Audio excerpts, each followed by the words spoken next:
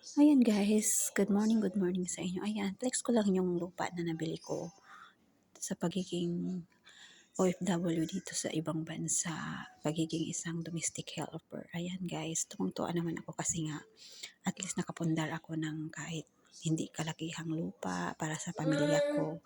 Kaya proud na rin ako sa sarili ko na kahit paano unti-unti kung nakakamit yung mga pangarap ko. Magkaroon ng isang maliit na lupa is napakalaking bagay na yun para sa aming mga OFW. May sarili na kaming palayan.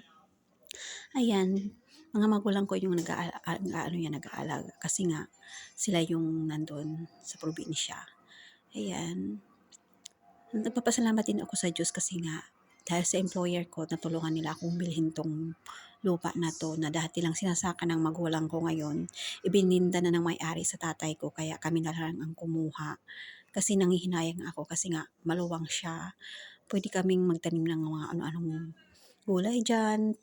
May palayan din yan guys at saka may mga ano siya nyug na tanim. Kaya nakakaano sa puso ba nakaka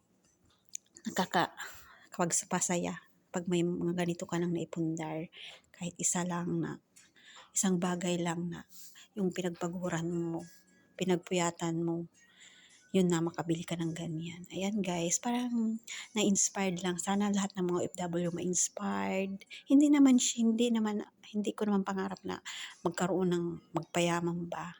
Tama na sa akin na magkaroon ng ganitong investment ba, 'di ba? Ayan. Hindi pa napapaganda kasi nga mayroon pang ibang pinaggagamitan ng pera ko kaya pero magtutulong-tulong kami ng mga kapatid ko na mapaayos yung lupa na yan mapaganda.